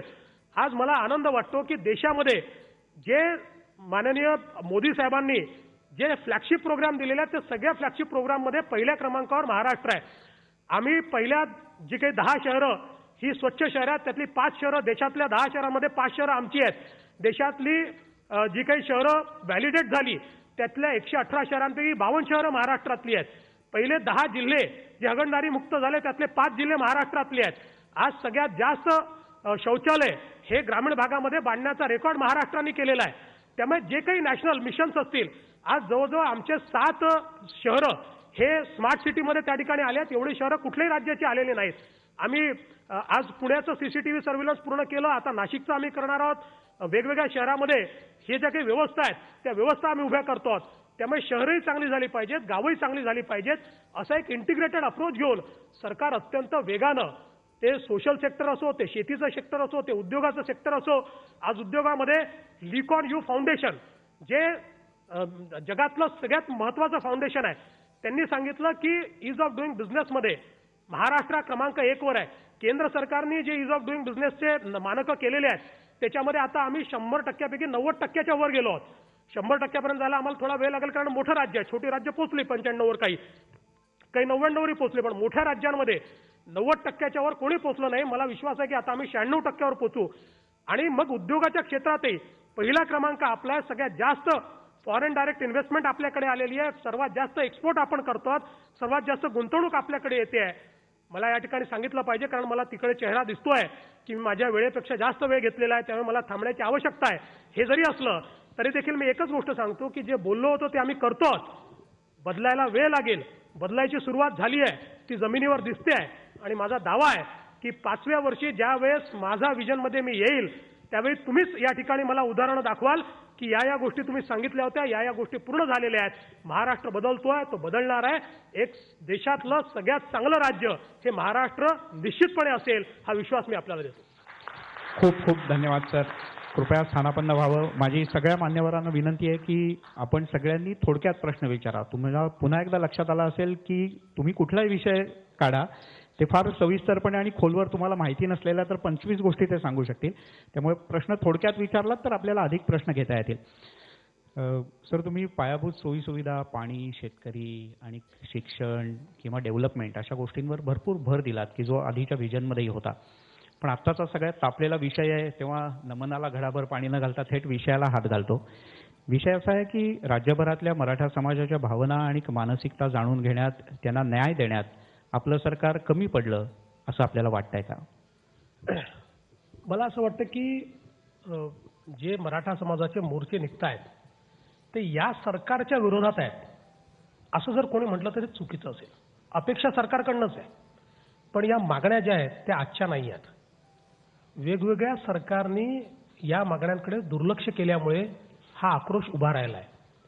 मी मागे देखील बोललो की आज मराठा समाजामध्ये विशेषतः 2 भाग झाले आहेत. एक प्रस्थापित आहेत आणि एक विस्थापित आहेत. प्रस्थापितांचा विकास झाला आहे, विस्थापितांचा विकास झालेला नाही. हा मोठा समाज आहे आणि त्यामुळे हा आक्रोश त्या माध्यमातून तयार झालेला आहे आणि निश्चित सरकारकडनं अपेक्षा आहे आणि म्हणूनच सरकार या अपेक्षा पूर्ण करण्याचा प्रयत्न करते आहे. आज विशेषतः जी योजना आम्ही राजर्षी शाहू महाराज योजना असेल, पंजाबराव देशमुख योजना असेल, याचा मोठा जो काही फायदा होणार आहे हा मराठा समाजाला होणार आहे. अर्थात इतर समाजाला होणार आहे, म्हणजे अगदी मुस्लिम समाजाला देखील त्याचा फायदा निश्चितपणे होणार आहे, अल्पसंख्याकांना होणार आहे. पण आज मराठा तरुणांमध्ये एक जी निराशा होते की आम्ही मार्क मिळवतो पण आमच्याजवळ पैसे नाही आहेत, त्यामुळे आम्ही कॉलेजमध्ये शिकू शकत नाही. आज त्याकरता राज्य सरकारने पुढे येऊन अशा प्रकारची योजना तयार केली आहे. मला असं वाटतं की मराठा समाजाच्या ज्या मागण्या आहेत त्या मागण्या ज्या आहेत त्या मागण्या जवळजवळ योग्य आहे आणि त्या मागण्या सोडवण्याच्या दृष्टीनं राज्य सरकारने पुढाकार घेतला आहे. आणि मला असं वाटतं की समाजाच्या मागण्या या पक्षाच्या असू शकत नाही, ते एका सरकारच्या असू शकत नाही. आणि म्हणून मी सांगितलं की समाजातली मंडळी आणि विविध सगळे लोक एकत्रित येऊन या मागण्या सोडवल्या पाहिजे. राज्य सरकार निश्चितपणे या मागण्याच्याकडे गंभीरतेनं बघताय, त्याची कारवाई आम्ही सुरू केलेली आहे आणि आम्ही निश्चित त्या सोडवू. मला फक्त एवढंच विचारायचं आहे की मागच्या सरकारनं असं केलं होतं की निवडणुकांच्या काही महिने आधी आरक्षणाची घोषणा केली होती, तर ह्या वेळेलाही तसंच होणार नाही ना? लोकांना असं वाटतंय की पुन्हा 3 वर्षांची वाट बघावी लागेल, म्हणजे लवकर होईल ना? एवढंच नाही. असं आहे की आता हा मुद्दा उच्च न्यायालयात आहे आणि आता त्याच्यावर काही निर्णय हा उच्च न्यायालयातनं करायचा आहे. त्यामुळे उच्च न्यायालयामध्ये उचित बाजू मांडली गेली पाहिजे. ज्या डेफिशियन्सी उच्च न्यायालयाने दाखवल्या आहेत त्या दूर केल्या पाहिजेत. त्याकरता राज्य सरकार पूर्णपणे प्रयत्न करते. आपण काही प्रश्न घेऊया. नमस्कार सर, आपण महाराष्ट्राचा महान राष्ट्र करू इच्छित आहे, आपलं अभिनंदन. कोणत्याही योजनेचं यश त्याच्या कार्यवाहीत असतं, तर या सगळ्या योजना कार्यवाहीत येण्यासाठी आपण विशेष कृती आराखडा किंवा कृती समिती तयार केली आहे का? फार चांगला प्रश्न आपण विचारला. या इतक्या वेगाने आम्ही का करू शकलो याचं कारण मी सांगतो की एक मी चीफ मिनिस्टर्स वॉर रूम तयार केली आहे आणि या वॉर रूमचा कॉन्सेप्ट काय आहे तर वॉर रूममध्ये जे प्रोजेक्ट आम्ही घेतो त्या प्रोजेक्टची बैठक लावल्यानंतर जितक्या वेगवेगळ्या प्रकारच्या एजन्सीज असतील त्याच्यामध्ये इन्व्हॉल्व, या सगळ्यांचे प्रमुख तिथे उपस्थित असतात आणि त्यांना सगळ्यांवर जबाबदारी असते की इथे प्रश्न सोडवा, फायली फिरवू नका. यांनी फाईलवर लिहायचं, मग त्यांनी फाईलवर लिहायचं, मग त्यांनी उलटं लिहून परत फाईल वापस यायची, इथे बसा आणि इथे निर्णय करा. त्यामुळे आपण बघा की ज्या म्हणजे मेट्रोसारख्या की ज्याच्यात 2-2 वर्ष डीपीआरला लागायचे, 2 महिन्यात डीपीआर तयार झाले, 2 महिन्यात त्याला MMRDA मान्यता दिली, पुढच्या 2 महिन्यामध्ये राज्य सरकारने मान्यता दिली आणि त्याच्या पुढच्या 3 महिन्यात आम्ही टेंडर केलं. म्हणजे ज्या प्रोसेसला 8 वर्ष लागायचे ते 8 महिन्यात आम्ही केली. याचं कारण मुंबईसारख्या ठिकाणी एक जर रेल्वेचं नेटवर्क आपल्याला तयार करायचं असेल तर 18 एजन्सीजचं कॉर्डिनेशन करावं लागतं. किंवा कुठल्याही प्रोजेक्टमध्ये वेगवेगळ्या एजन्सीजचं कॉर्डिनेशन करावं लागतं. ते कॉर्डिनेशन या CM वॉर रूमच्या माध्यमातून आम्ही करतो. दुसरी एक पद्धत आम्ही KRAचीच केली आहे. मी सगळ्या विभागांना त्याचे मंत्री आणि सेक्रेटरी यांना बोलवून त्यांचे की रिझल्ट एरिया ठरवले आहेत, त्यांच्याशी चर्चा करून ठरवले आहेत की एका वर्षात त्यांनी काय अचीव करायचं, आणि सेक्रेटरीचं मूल्यमापन हे KRAच्या आधारावर होतं. त्याच्यामुळे आता टार्गेट आहे प्रत्येकासमोर की हे काम झालंय की नाही, आणि त्याचं रिअल टाइम मॉनिटरिंग आम्ही करतो. माझ्याकडे माझा डॅशबोर्ड आहे, ज्या डॅशबोर्डवर ते सेक्रेटरी त्याच्यावर लिहितात की KRA प्रमाणे इतकं अचीव झालंय. त्याच्यावर चीफ सेक्रेटरी लिहितात झालाय की नाही झालं, आणि त्यांचं कमेंट लिहितात, आणि शेवटी माझा कमेंट लिहितो. त्यामुळे असं नाही की एखादी गोष्ट सांगितली की वर्षभरानेच पाहिजे आहे. त्याचं दर महिन्यात रेग्युलर मॉनिटरिंग होत आहे. दर 2 महिन्यांनी एकेका विभागाची बैठक होऊन तुमच्या KRA मध्ये तुम्ही काय अचीव केलं आहे याची माहिती घेतली जाते. आणि म्हणून मला असं वाटतं की हे सगळे प्रोजेक्ट जे सांगितले आहेत त्यामुळेच ते इम्प्लिमेंट होऊ शकतात. कृतीशीलतेकरता गतिशीलता. प्रश्न. माझं नाव अशोक दातार. आपण मेट्रोबाबत ज्या तडफेने काम केलं त्याबद्दल अत्यंत अभिनंदन. आय थिंक अशा यही तडफ आता कधीच कुठेच पाहिली नाही. परंतु याबरोबरच मला एक वाटतं, एक आतला जो पदर आहे त्याच्याकडे दुर्लक्ष झालं आणि ते केलंच पाहिजे, आणि ते म्हणजे शिस्त, वाहतुकीतील शिस्त आणि पार्किंग याच्यावर मला वाटतं लक्ष जेवढं द्यायला पाहिजे तर अजिबात दिलं गेलं नाही, आणि ते जर नाही दिलं तर मेट्रो असून देखील त्याची परिणामकारकता खूप कमी होईल. ते मला वाटतं आपलं म्हणणं योग्य आहे, आणि जरूर विशेषतः आता CCTV सर्व्हिलन्स आल्यामुळे आम्हाला पार्किंग आणि वाहतूक याच्यावर भरपूर नियंत्रण करता येईल, कारण आम्हाला रिअल टाइम मॉनिटरिंग करता येईल. त्यामुळे कुठे कोंडी होते आहे ती कोणामुळे होते आहे. अनेक वेळा कोंडी का होते तर एखाद्या ठिकाणी चुकीचं पार्किंग झालेलं असतं, एखाद्या ठिकाणी गाडीमध्ये अडली असते, तर हे निश्चितपणे आम्ही करू. नमस्ते सर, मी ॲडव्होकेट रंजना गवांदे, मी सामाजिक कार्यकर्ते आहे. महाराष्ट्रामध्ये ज्या जात पंचायतीचं जे वास्तव आहे खूप समोर आलेलं आहे, आणि जात पंचायतीच्या संबंधाने जे कार्यकर्ते काम करतात, मी महाराष्ट्र अनिष्टच्या संबंधाने बोलते, तर आपल्याकडे त्या कायद्याच्या संबंधाने मागणी झाली, त्या संबंधाने मसुदा प्रोड्यूस केला गेला, आणि आपण ह्याच कार्यक्रमामध्ये ABP माझा विजन या कार्यक्रमात आपण आश्वासन दिलं होतं की आम्ही त्या संबंधाने कायदा करू. आणि तो कधी खरं तर आपलं त्यासाठीचं अभिनंदन. मागच्या अधिवेशनामध्ये दोन्ही सभागृहात तो संमत झालं विधेयक, परंतु ते केंद्राकडे आपण पाठवलंय आणि त्याला 6 महिने झाली आहेत, तर अजूनही ते विधेयक पास झालेलं नाहीये, आणि आजही त्या संबंधाने अनेक अडचणी येत आहेत, अशा अनेक केसेस समोर येत आहेत. आपलं म्हणणं बरोबर आहे. फॉलो खरं म्हणजे दोन्ही सभागृहाने एकमताने हा कायदा पास केलाय, आणि आता केंद्र सरकारकडे त्याचा आमचा फॉलोअप चाललाय. हा कायदा केंद्राच्या डोमेनमधले काही विषय त्याच्यात असल्यामुळे जवळजवळ 8 डिपार्टमेंटमधनं तो जातो. आता जवळजवळ सगळ्या डिपार्टमेंटचा क्लिअरन्स आम्हाला तो मिळालेला आहे, आणि मला अपेक्षा आहे की लवकरच आता त्याला केंद्र सरकारची मान्यता मिळेल. आपण पुढचे काही प्रश्न घेऊया. मी विजय पाटील, अध्यक्ष Maharashtra state pharmacy council. Sir, आपलं मनोगत मांडताना आपण आरोग्य क्षेत्राबद्दल मांडलं, डॉक्टर्स जात नाहीत रूरल भागामध्ये, खेडोपाड्यामध्ये. अशा वेळेला तिथं सेवा देणारा जो आहे तो रजिस्टर्ड फार्मासिस्ट आहे, आणि हे जे औषध निर्माण अधिकारी आहेत यांच्या अनेक वर्षांपासूनचे बरेच प्रश्न प्रलंबित आहेत. इव्हन अशा स्थितीमध्ये की जिथं ते चांगल्या प्रकारची सेवा देत आहेत तेव्हा त्यांना सुविधा तर नाही येतच, तर त्यांचे वेतन श्रेणीचे, पदोन्नतीचे बरेच प्रश्न अनुत्तरित आहेत, प्रलंबित आहेत. या विषयामध्ये आपण काय पोषक धोरण अवलंबाल काय? नाही, निश्चितच आम्ही अवलंबू.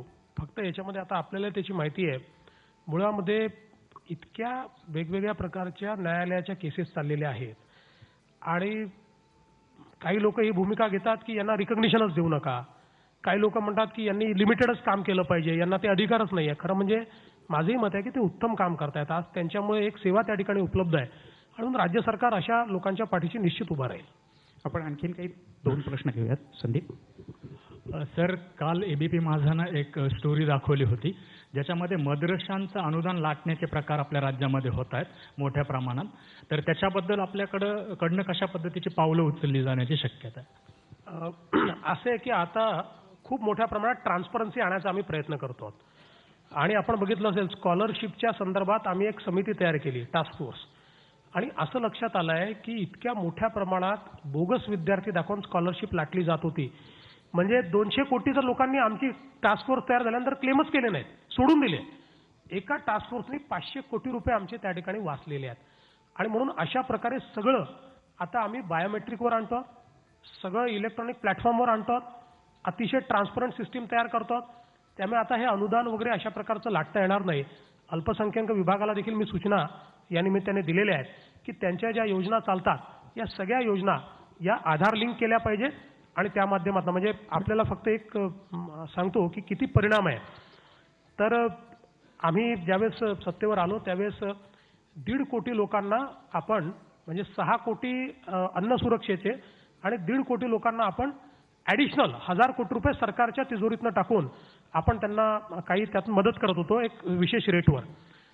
आमच्या हे लक्षात आलं की यात काहीतरी बोगसगिरी आहे म्हणून आम्ही सांगितलं की 6 महिने हे आम्ही देणार नाही. आम्ही पहिल्यांदा ह्याचं व्हेरिफिकेशन करू आणि त्यानंतर आम्ही योजना सुरू करू. आपल्याला आश्चर्य वाटेल 99 लाख आतापर्यंत बोगस सापडले आहेत आणि हे 1.5 कोटीपर्यंत जातील. म्हणजे 1000 कोटी रुपये आपण गरीबाच्या नावावर देत होतो. फार लोकांनी हंगामा केला, गरीबाचं बंद केलं, गरीबाचं बंद केलं. आता त्या खऱ्या गरीबाला त्याहीपेक्षा कमी किमतीमध्ये आम्ही देऊ. नाही सर, ह्याच्यात मराठवाड्यात प्रामुख्यानं असं लक्षात आलं आहे की गावामध्ये एक नाही तर 2-2 मदरसे आहेत आणि तिथे विद्यार्थी येतात असं कागदावर दाखवलं गेलं आहे. प्रत्यक्षात त्या गावात गेल्यानंतर एबीपी माझाच्या प्रतिनिधीला असं आढळलं की तिकडे मदरसा तर काय, तिकडे कुठल्याही प्रकारची खोलीही नाही की जिकडे विद्यार्थी येऊन शिकतात. अशा याच्यावर कारवाई काय करणार? कारवाई तर निश्चित होईलच आणि त्याचसोबत हे घडू नये. बघा, नुसती कारवाई करून चालणार नाही कारण शेवटी आपल्याला मुलांना शिक्षण द्यायचं आहे. आम्ही तर पुढे जाऊन सांगितलं की मदरस्यांनी इंग्रजीचं शिक्षण दिलं पाहिजे, गणिताचं शिक्षण दिलं पाहिजे. त्या दृष्टीने देखील आम्ही प्रयत्न करतो आहोत. त्यामुळे जिथे बोगसबाजी असेल त्या ठिकाणी निश्चित कारवाई केली जाईल. पुढचा प्रश्न खडे. नमस्कार सर, मैं प्रीति हूँ. सर, आपने बोला था कि आपकी जो विजन पहले थी मुख्यमंत्री बनने से पहले उस पर आप आज भी कायम हैं, लेकिन इरिगेशन के मसले में ये दिख नहीं रहा है. इरिगेशन स्कैम के अक्यूज को पनिशमेंट नहीं हुई है और जो इरिगेशन प्रोजेक्ट्स का विरोध किया गया था जैसे कि कृष्णा मराठवाड़ा प्रोजेक्ट, उसको आज आपने परमिशन दी है, उसके ऊपर इतने सारे करोड़ रुपए आपने एलोकेट किए हैं. पुरंदरे, परिणीता, दमानिया जैसे एक्टिविस्ट ने उसका विरोध किया है. चितले ने भी पहले उसका विरोध किया है, उन्होंने अभी आज अपनी राय बदल ली. सर, इसके बारे में प्लीज आप थोड़ी रोशनी दीजिए. नहीं, आपने जो बात की उसमें पहली बात तो ये है कि इरिगेशन स्कैम में लगातार हमारी जांच चल रही है, हमारे चार्जशीट भी हो रही है और मैं आपको विश्वास दिलाता हूँ. देखिए, ये जांच जो है ये आपने देखा होगा, एक प्रोजेक्ट की जांच जो है उसमें इतने बड़े बड़े 20-20 वॉल्यूम्स उसके तैयार हो रहे हैं. इसको जरूर समय लग रहा है लेकिन ये बिल्कुल जांच निष्पक्ष हो रही है और जिन्होंने घोटाला किया है उनके ऊपर कार्रवाई निश्चित रूप से होगी. अब हमारी कानून की व्यवस्था में थोड़ा समय भी उसको लगता है क्योंकि अगर हम लोग ठीक जांच नहीं करेंगे और कल ये लोग अगर छूट जाएंगे तो लोग हमको दोष देंगे, इसलिए उसको समय जरूर लग रहा है लेकिन ये कार्रवाई बिल्कुल ठीक से चल रही है. जहां तक इरिगेशन प्रोजेक्ट का सवाल है, जैसे कृष्णा मराठवाड़ा का सवाल है, तो हमने बहुत स्पष्ट रूप से बताया कि कृष्णा भीमा स्थिरीकरण योजना, नीरा भीमा, जिसके तहत मराठवाड़ा को पानी देंगे ऐसा कहा था, ये योजना झूठी है, इसका पानी नहीं है, इसलिए उस योजना को हमने मान्यता नहीं दी.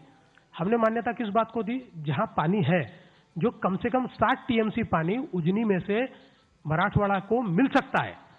बदमाशी क्या हुई थी?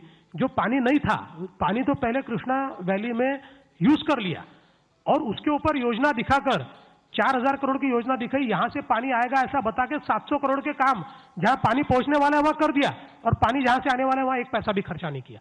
ये इसमें का फ्रॉड है. हमने ये नहीं किया. हमने जहां पानी, इस योजना का जो भाग 100% हो सकता है और जो मराठवाड़े के हक का पानी है उस पानी को हम पहुंचाने का प्रयास कर रहे हैं. तो कुल मिलाकर हमने अभी इरिगेशन प्रोजेक्ट के बारे में, क्योंकि कुछ इरिगेशन प्रोजेक्ट तो हमारे गले की हड्डी है, ना हम उगल सकते ना निगल सकते हैं, क्योंकि पैसा इतना खर्चा कर दिया है और उसमें अभी अंतिम स्टेज पर है. तो अभी हमने ऐसे सारे प्रोजेक्ट में 2 कमेटियां तैयार की है. पहले एक टेक्निकल एडवाइजरी कमेटी नीचे में तैयार की है, दूसरी स्टेट लेवल तैयार की है और ये दोनों कमेटियां जो है, ये दोनों कमेटियां जिस प्रोजेक्ट को मान्यता देती है, टेक्निकल और फाइनेंशियल फिजिबिलिटी की, उसी को हम मान्यता देते हैं. पण सर, त्यांनी असं म्हटलं होतं, त्यांनी विचारताना असं विचारलं की याच्यातले जे दोषी आहेत तर त्यांच्यावर कारवाई काय होणार, कधी होणार, त्याला काही कालावधी आहे का? कारण आता 2 वर्ष झाली, म्हणजे तुम्ही सत्तेत यायच्या आधीपासूनचा हा विषय आहे. ती जोरात सुरूच आहे, बंद काहीच नाही. आणि आपण बघितलं असेल तर ज्या चार्जशीट झाल्या आहेत त्या चार्जशीटमध्येही स्पष्टपणे उल्लेख आहे की ही चार्जशीट एवढी आहे, याच्या पलीकडची यांच्या संदर्भातली चार्जशीट ही आम्ही दाखल करतो. त्यामुळे कोणाला सोडण्याचा विषयच नाही आहे. हॅलो, नमस्कार. मी रवी मांजरेकर. आपण या कार्यक्रमामध्ये आजपर्यंत चौथ्यांदा आला इकडे. मी 4 कार्यक्रमाला होतो. आपण आपल्या कारभारात पारदर्शकता येईल, राईट टू सर्व्हिस येईल, हे दोन्ही आश्वासनं दिली होती, अगोदर पण आणि मुख्यमंत्री झाल्यावर पण. आपण मुंबई महानगर प्राधिकरणाचे पदसिद्ध अध्यक्ष आहात. याच प्राधिकरणाने मुंबई क्रिकेट असोसिएशनला बेकायदेशीररित्या स्वस्तामध्ये काहीतरी कारणं काढून आणि दाखवून स्वस्तात जागा दिली. त्यामुळे शासनाचं 13 कोटी रुपये नुकसान झालं, लेखापरीक्षण सांगतं. आणि त्यामुळे एका कंपनीला 500 कोटी फायदा करून दिला. याबद्दलच्या तक्रारी झाल्यानंतर आपल्याकडून काहीही उत्तर आलेलं नाही. आपल्याकडे 4 वर्षे, आम्ही 3 वर्ष तक्रारी करतोय. त्याच्यानंतर कारवाई सुरू झाली, पण आपल्या प्रदेश अध्यक्षाच्या दबावाखाली गेले 11 महिने ही कारवाई बंद आहे. ह्याच्याबद्दल आपण पुढे काय करा? पहिली गोष्ट अशी की CAGच्या अहवालावर जी कारवाई आपण करतो त्या कारवाईची एक पद्धत आहे आणि त्या पद्धतीप्रमाणे ती कारवाई आपण सुरू केली. आणि ही माझ्याकरता न्यूज आहे, कारण आमच्या प्रदेशाध्यक्षांचा या क्रिकेट असोसिएशनशी काही संबंधच नाही. प्रदेश म्हणजे त्यांना मुंबई प्रदेश अध्यक्ष म्हणायचं आहे. मी थोडंसं जोडतो त्याला. आणि मी तुम्हाला एक सांगतो, कोणाचाही दबाव नाही. जी कारवाई आहे ती कारवाई निश्चित पूर्ण होईल. जे दोषी असतील त्यांच्यावर निश्चितपणे, जर दोषारोप सिद्ध होत असेल तर त्यांच्यावर कारवाई होईल. कुठल्याही प्रकारचा दबाव सरकारवर नाही, पोलिसांवर नाही. पोलीस आपली कारवाई निश्चित करतील. सर, जलसंधारणाची कामं झाली, सुरू आहे ते बरोबर, पण आहे त्या पाण्यामध्ये जो प्रदूषणाचा प्रश्न संपूर्ण महाराष्ट्रात आहे, विशेषतः पश्चिम महाराष्ट्रामध्ये. मागे आपण असं बोलला होतात की जे प्रदूषित उद्योगांचं पाणी आहे ते शुद्ध करून त्याच उद्योगांना रियूज करायसाठी भाग पाडलं जाईल. प्रदूषण नियंत्रण मंडळ याच्यामध्ये काहीही करत नाही. म्हणजे सरकार बदलतंय पण प्रशासन बदलत नाही. याच्याबद्दल आपली भूमिका. याला जोडून सर, डोंबिवली MIDCतला जो प्रश्न आहे, जिथे स्फोट झाला होता, आपणही गेलात, त्या समितीचा अजून रिपोर्ट नाही आला. त्याच्यानंतर प्रदूषण महामंडळानं त्याच्यावर जी कारवाई केली, आता ते कारखाने बंद व्हायची वेळ आली, काही तर ऑलरेडी बंद झाले. आणि तिथे जी काही 2 सिस्टीम्स आहेत की ज्या पाणी शुद्ध करण्याच्या ज्या काही किमान प्रक्रिया करून सोडण्याच्या ज्या सिस्टीम्स आहेत, त्याच्यातली एकच सुरू आहे वर्षोनवर्ष. आता त्याचं उद्घाटन होऊन पण दुसरी अजून प्रत्यक्षात काही सुरूच नाही. पहिली गोष्ट अशी की खूप मोठ्या प्रमाणात जे काही आपलं नदी नाल्यातलं प्रदूषण आहे, इंडस्ट्रीमुळे ते 10% आहे. 90% शहरांमुळे आहे. शहराचं सगळं एफ्लुएंट, मैला, सगळा घाण ही त्या नदी नाल्यांमध्ये चालली आहे. आणि म्हणून आता आम्ही पॉलिसी केली की ज्या पॉलिसीच्या अंतर्गत आम्ही शहरांमधलं सगळं जे काही सीवेज आहे ते ट्रीट करायचं आणि ते ट्रीटेड पाणी हे वीज मंडळांनी वापरावं, ते उद्योगांनी वापरावं, याची पॉलिसी तयार केली. आज नागपूरमध्ये ते पाणी आम्ही देणं सुरू केलं. आता सोलापूरमध्ये आम्ही उजनीचं पाणी NTPC सोलापूर महानगरपालिकेला देणार. ते महानगरपालिका यूज करणार आणि त्यांचं यूज केलेलं पाणी हे शुद्ध करून ते NTPC पॉवर जनरेशनला करणार. आता परळीचा पाण्याचा प्रॉब्लेम तसाच आम्ही सॉल्व्ह केला. परळीमध्ये आम्ही आता बीडचं जे याचं पाणी आहे सिवेजचं, ते साफ करून तिथनं आम्ही त्या ठिकाणी नेतोय. त्यामुळे पॉलिसी तयार झाली आहे, त्याचं इम्प्लिमेंटेशन देखील तयार झालं आहे. आणि डोंबिवलीचं जे आपण सांगितलं, हा लिगसीचा प्रॉब्लेम आहे, पण तो आम्ही सॉल्व्ह केला. इतक्या वर्षामध्ये हे सगळे कारखाने चालले आहेत, त्यातली सिस्टीम बसलेली आहे, एफ्लुएंट ट्रीट होत नाही आहे. आता ते ट्रीट होण्याच्या दृष्टीनं जो जुना प्लांट होता तो ठीक करायचा, तो स्वच्छ करायचा, तो कार्यान्वित करायचा, हे काम आम्ही केलं आहे. आणि ॲडिशनल कॅपॅसिटी देखील आम्ही तयार करतो. सर, एक टोलचा राज्यातला खूप महत्त्वाचा प्रश्न आहे. कालच ABP माझानंच बातमी दाखवली होती. सर, तुम्ही पारदर्शकतेच्या संदर्भात म्हणताय, आत्ताही तुम्हाला प्रश्न विचारण्यात आला, पण 2 कमिट्या टोलच्या संदर्भात झाल्या. आनंद कुलकर्णी कमिटीचा रिपोर्ट तर सहीशिवाय सरकारकडे पडू नये. त्याच्यानंतर सुमित मलिक कमिटी झाली, त्यांनी रिपोर्ट सबमिट केला. त्या रिपोर्टची कॉपी ABP माझ्याकडे आहे, पण जी आजपर्यंत कधी पब्लिक डॉक्युमेंटमध्ये ओपन नाही केली गेली. त्या टोलचं खरंच काय होणार? त्या कमिटीने तर असं म्हटलं की 14,000 कोटी रुपये द्यायला लागतील तरच मुंबईकरांचा टोल बंद होईल. कारण तुम्ही इलेक्शनचं कॅम्पेन सुरू व्हायच्या आधीपासून टोल बंद करू असं तुम्ही म्हणताय. आम्ही टोल बंद करू सांगितलं. महाराष्ट्रामध्ये आम्ही जो सामान्य माणसाचा टोल आहे तो बंद केलेला आहे आणि आम्ही छोट्या गाड्यांवरचा टोल बंद केला आहे. मुंबईच्या संदर्भात आमच्यासमोर प्रश्न एवढाच आला की मुंबईमध्ये आणि कमिटीच्या रिपोर्टमध्ये ते अतिशय स्पष्ट आलेलं आहे, ज्या प्रकारचा करारनामा हा त्या ठिकाणी गेल्या सरकारनं केलेला आहे तो लॉपसाइडेड आहे. पूर्णपणे सगळे नियम धाब्यावर बसवून केवळ कंत्राटदाराला फायदा होईल अशा प्रकारचा करारनामा केलेला आहे. त्यामुळे लिगली आज त्याला त्याचा फायदा मिळतोय. आणि म्हणून ही जी कमिटी आहे, कमिटीने या ठिकाणी सांगितलं की जर तुम्हाला टोल रद्द करायचा असेल तर जो काही आर्थिक भार येईल तो तर आहेच, पण त्याच्या व्यतिरिक्त त्यांचं म्हणणं असं आहे की लिगली भरपूर अडचणी यात तयार होतील, कारण हा करारनामा वन साइडेड केलेला आहे. पण तो जो काही प्रस्ताव किंवा जो काही अहवाल आलेला आहे हा आम्ही डंप केलेला नाही. त्या अहवालावर विचार आमचा चाललेला आहे, त्यातनं मार्ग काय काढायचा याचा देखील प्रयत्न आमचा चाललेला आहे. शेवटी ज्या ठिकाणी आम्हाला शक्य होतं, म्हणजे आम्ही कोर्टातही जिंकलो, टोलच्या विरुद्ध सगळे टोलचे कंत्राटदार कोर्टात गेलो, तिथे आम्ही जिंकलो. पण इथे मात्र इतका लॉपसाइडेड करार हा त्या ठिकाणी करून ठेवलाय. कायदेशीर प्रॉब्लेम आहे, मार्ग काढायचा प्रयत्न आम्ही करतो. पण ते दोन्ही रिपोर्ट जे आहेत ते पब्लिक डोमेनमध्ये येतील पुढच्या काही दिवसात? पब्लिक डोमेनमध्ये निश्चित येतील, पण पब्लिक डोमेनमध्ये रिपोर्ट कधी येतो की ज्यावेळी त्याच्यावरचे निर्णय होतात तेव्हाच तो पब्लिक डोमेन. शेवटी ही प्रक्रिया फेब्रुवारीमध्येच तो रिपोर्ट आला आहे ना, पण शेवटी त्याच्यावर जर निर्णय नव्हता, काय होतं की अर्धी माहिती जर पब्लिक डोमेनमध्ये टाकली तर मग ते आपल्याला माहिती आहे की 9 आंधळे लोक एका हत्तीच्या जवळ नेऊन सोडले.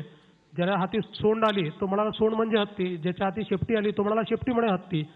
त्यामुळे खरा हत्ती काय हे जर कळायचं असेल तर थोडी वाट पाहिली पाहिजे. पण मग आता थेटच प्रश्न विचारतो, म्हणजे आगामी महापालिका निवडणुकांच्या तोंडावर सरकार मुंबईकरांची टोलमुक्ती जाहीर करणार, म्हणजे तेवढ्याकरता थांबलंय सरकार? मी तुम्हाला थेटच सांगतो की अहवाल आमच्याकडे प्राप्त झाला आहे, त्या अहवालावर आम्ही निश्चितपणे विचार करतोय आणि महाराष्ट्राच्या हिताचा निर्णय करू. ठीक आहे, आपण काही महिलांचे प्रश्न घेऊयात. हॅलो सर, मी प्रियांका पवार.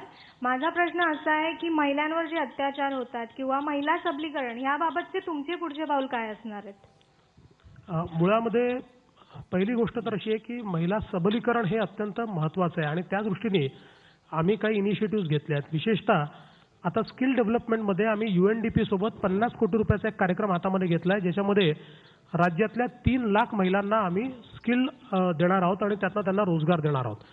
त्यासोबत स्किल सखी असा एक कॉन्सेप्ट आम्ही तयार केला की ज्याच्यामध्ये त्या स्किल सखी गावागावांमध्ये जात आहेत. आणि हा कार्यक्रम इतका यशस्वी झाला, मी जवळजवळ 5000 महिलांची संवाद साधला एका कार्यक्रमामध्ये आणि इतका प्रचंड प्रतिसाद या स्किल सखीला मिळाला.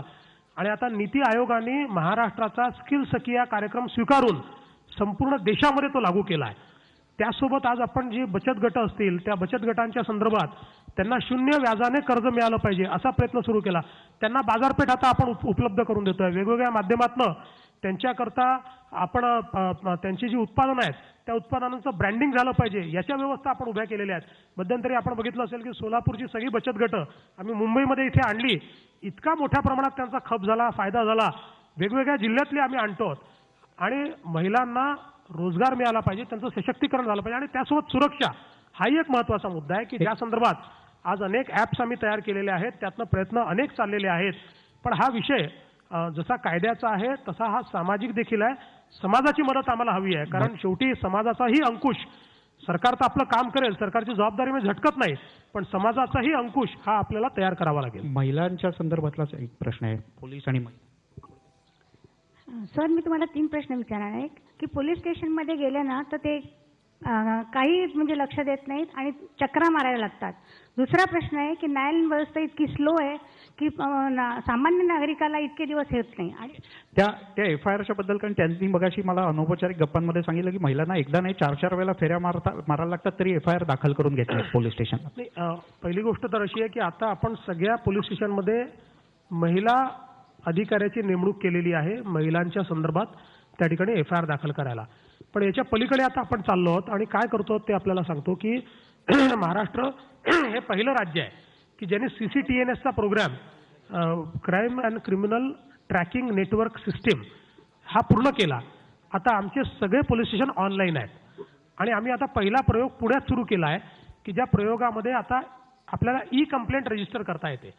आणि पुण्याचा पायलट प्रोजेक्ट 6 महिने झाल्यानंतर संपूर्ण महाराष्ट्रात आम्ही लागू करणार आहोत की ज्या माध्यमातून E-कंप्लेंटचा फायदा असा आहे की त्याचा पूर्ण रेकॉर्ड हा डिजिटल रेकॉर्ड असतो. तो कोणाला, म्हणजे उद्या तुम्ही E-कंप्लेंट फाईल केली तर तो अधिकारी म्हणू शकत नाही की माझ्याकडे कंप्लेंटच आली नाही, कारण त्याचा रेकॉर्ड राहतो. मग त्याला त्याचं उत्तर द्यावं लागतं की तू काय कारवाई केली आहे. त्यामुळे मला असं वाटतं की एकदा ही E-कंप्लेंट सिस्टीम पॅन महाराष्ट्र आपण सुरू केली की त्यातनं हे प्रॉब्लेम सॉल्व्ह होतील आणि एक अकाउंटेबिलिटी जी आहे ती निश्चितपणे उभी राहील. गेल्या काही दिवसापासून आपण पाहतो की विरोधकांनी तुमच्यावर अतिशय खालच्या पातळीवर जाऊन टीका करायला सुरुवात केली आहे की मुख्यमंत्र्यांकडे जायला भीती वाटते, नळावरच्या भांडण केल्यासारखं ते भांडतात किंवा 10 नंबरी नागिण वगैरे. नेमकं काय आहे? विरोधकांच्या टीकेची पातळी घसरत चालली आहे का तुमची चिडचिड वाढत चालली आहे? खरं म्हणजे संपूर्ण महाराष्ट्राला हे माहिती आहे की माझ्या एवढा हसणारा मुख्यमंत्रीच त्यांनी पाहिलेला नाही.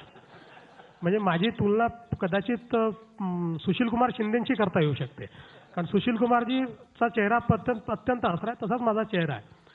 दुसरं, जे मला जवळून ओळखतात त्यांना हे माहिती आहे की मला रागच येत नाही. त्या माझ्या बायकोला इतका आनंद झाला ते स्टेटमेंट ऐकून, ती म्हणाली चला कोणाला तरी वाटलं की तुला चिडता येतं. मला असं वाटतं की ठीक आहे, म्हणजे शेवटी राजकारणामध्ये कोणी टीका करतं, कोणी काही बोलतं, पण त्यांच्या बोलण्याने काही समाजाचा थोडी विश्वास असतो. समाज तुमचं मूल्यमापन स्वतः करत असतो, त्याच्यामुळे त्याची उत्तर देण्याची आवश्यकता नाही आहे. मी काय आहे हे लोकांना माहिती आहे आणि माझं काम ते दाखवणार आहे. तेव्हा माझं मूल्यमापन माझ्या कामातनं लोक करतील एवढंच. म्हणूनच मी आधीच सांगितलं की हेल्मेट वगैरेची आवश्यकता नाही आहे. सुप्रियाताई म्हणतात की मला भीती वाटते सीएम कडे जायला. मी त्यांना म्हणूनच, म्हणजे त्या याच्यापूर्वी माझ्याकडे 2-3 वेळा आल्या, त्यावेळेस तर काही हेल्मेटची आवश्यकता कधी पडली असं मला वाटत नाही. म्हणजे मलाही नाही पडली, त्यांना नाही पडली तशी, मलाही पडली नाही. मग अलीकडच्या काळात हेल्मेटची नाही, पण कानाला काही मशीन वगैरे लावायची आवश्यकता मला पडू शकते. काही वेळापूर्वीच आपल्या निवासस्थानी एक बैठक झाली ज्यामध्ये मनसे अध्यक्ष आणि प्रोड्युसर्स गिल्डचे प्रोड्युसर्स होते तिथे, आणि त्यामध्ये एक तोडगाही निघाला. मनसेने आपला विरोध मागे घेतलाय आणि प्रोड्युसर्स आता फिल्म रिलीज करतायत. त्यामध्ये प्रोड्युसर्स म्हणाल की 5 कोटी प्रत्येक प्रोड्युसर्सनी द्यावा अशी मागणी जी आहे ती राज ठाकरेंनी केली आहे. त्याचबरोबर ह्या बैठकीत तोडगा कसा निघाला आणि आपले विचार काय आहेत पाकिस्तानी कलाकारांसंदर्भात की बॅन झालं पाहिजे की नाही? बघा, आता काय तोडगा निघाला हा त्यांनी तुम्हाला सगळ्यांनी सांगितलं आहे. फक्त यातलं एवढंच आहे की मी त्याच्यामध्ये असं सांगितलं की हे जे काही 3-4 प्रोड्युसर्स आहेत यांनी त्यांना जी क्षमता आहे आणि त्यांना जे वाटतं त्याप्रमाणे, त्यांना जे काही देशाचं प्रेम आहे त्याप्रमाणे त्यांनी कॉन्ट्रीब्यूट करावं. सैनिक कल्याण निधीला, आणि त्यांनी स्वतः सांगितलं की आमची तयारी आहे. मुळामध्ये आज सगळ्यात महत्त्वाची गोष्ट अशी आहे की एकीकडे पाकिस्तानने आमचे टेलिव्हिजन चॅनल्स, आमचे प्रोग्रॅम्स, आमचे रेडिओ हे सगळे बॅन केलेले आहेत. अशा परिस्थितीमध्ये पाकिस्तानी कलाकारांनी इथे येऊन काम करावं हे काही आमच्या भारतातल्या जनतेला आवडत नाही. म्हणजे एकीकडे त्यांनी अशा प्रकारे वागत राहायचं आणि आम्ही मात्र त्यांचं स्वागत करत राहायचं, हे काही योग्य नाही आहे. आणि म्हणून प्रोड्युसर गिल्डनी जो निर्णय घेतला आहे की आम्ही पाकिस्तानी कलाकारांना काम देणार नाही, मला असं वाटतं की आजच्या परिस्थितीत त्यांनी घेतलेला निर्णय हा योग्य आहे. सर, एक महत्त्वाचा प्रश्न आहे. 7व्या वेतन आयोगासंदर्भात राज्य सरकारची काय भूमिका आहे? बघा, आपल्या राज्यामध्ये आज नाही, गेली 25 वर्ष कायदाच करून टाकला आपण की केंद्र सरकारने वेतन आयोग लागू केला की तो आपण लागू करतो. त्यामुळे त्याला काही राज्य सरकारला दुसरा काही त्यातला रस्ता नाही आहे. फक्त मला यात एवढंच वाटतं की पे राईज सोबत अकाउंटेबिलिटी आली पाहिजे. कारण लोकांना किंवा कर्मचाऱ्यांना उत्तम पगार मिळाला पाहिजे याबद्दल कुठलीही दुमत असू शकत नाही. त्यांचाही परिवार आहे आणि आपण जर उत्तम त्यांना पगार दिला नाही तर अन्य मार्गांनी ते काही गोष्टी करतील. त्यामुळे पगार चांगलाच मिळाला पाहिजे.